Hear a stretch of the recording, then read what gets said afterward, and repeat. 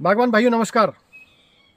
आज हम एक बार फिर आप लोगों के बीच में एक नए विषय के ऊपर चर्चा लेकर के आए हैं और विषय है पेटल फॉल और फ्रूट सेट पर क्या करें, क्योंकि ये स्टेज सबसे क्रिटिकल है पिंक बड के बाद, क्योंकि इसी स्टेज पर यह डिसाइड होना है कि हमारे फ्रूट का साइज कैसा रहेगा और क्वालिटी कैसी रहेगी। इस स्टेज पर आईसीएल की जो रिकमेंडेशन है वो है न्यूट्रीवांट फ्रूट की। न्यूट्रीवांट फ्रूट अगर इसके कंपोजिशन की बात करें 12-5-27 NPK और साथ में 8 कैल्शियम ऑक्साइड, 12% नाइट्रोजन, 5% फास्फोरस और 27% पोटाश, साथ में 8% कैल्शियम ऑक्साइड। 4 माइक्रोन्यूट्रेंट इसके अंदर हैं, फेरस, मैंगनीज, जिंक और बोरोन। न्यूट्रीवांट टेक्नोलॉजी के साथ आता है।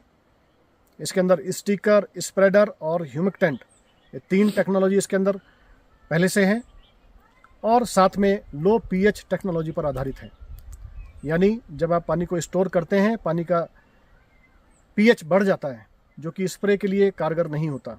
जैसे ही आप न्यूट्रीवांट फ्रूट को पानी में मिक्स करेंगे यह पानी के पीएच को भी डाउन कर देगा और यह ग्रेड फंजीसाइड्स के साथ भी कंपेटेबल है, यानी टैंक मिक्स कैपेबिलिटी बहुत अच्छी है।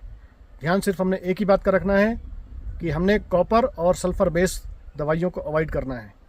फिर भी हमारी रिकमेंडेशन है कि आप जार टेस्ट जरूर करें। दवाइयों को मिक्स करने से पहले कांच का गिलास लीजिए, उसमें पानी भरिए और जो दवाइयाँ आप मिलाना चाहते हैं खाद के साथ, आप उनको पहले गिलास में मिला करके घोल करके 15 मिनट के लिए रखिए और उसके बाद देखिए अगर पानी जमता है, फटता है या कुछ आपको अलग तरह का पानी दिखता है तो आप मिक्सिंग से बचें, और अगर पानी सामान्य है तो आप मिक्सिंग कर सकते हैं।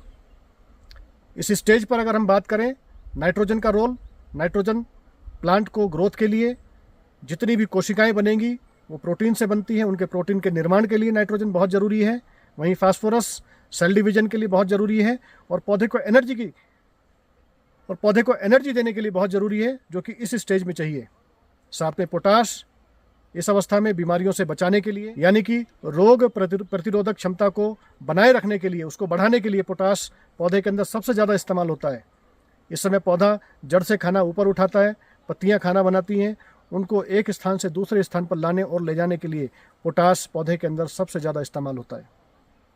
साथ में कैल्शियम, जितना भी इस समय हमारा सेल डिवीजन होगा, जितनी भी सेल्स बनेंगी, उन सेल्स की बाहरी परत को बनाने के लिए कैल्शियम सबसे ज़्यादा इस्तेमाल होता है, क्योंकि सभी कोशिकाओं की बाहरी परत कैल्शियम से बनी होती है। तो यहाँ पर कैल्शियम सबसे इम्पॉर्टेंट पार्ट है। सभी कोशिकाएं अपने निर्धारित स्थान पर जाकर के जुड़ें, इसके लिए कैल्शियम सबसे ज़्यादा ज़रूरी है। साथ में फेरस, मैंगनीज, जिंक और बोरॉन, 4 माइक्रोन्यूट्रेंट जो कि इस अवस्था में सबसे ज़्यादा ज़रूरी है, वो इसके अंदर हैं। तो ये हमारी आईसीएल की तरफ से रिकमेंडेशन है, तो आप इसका इस्तेमाल ज़रूर करिए। धन्यवाद।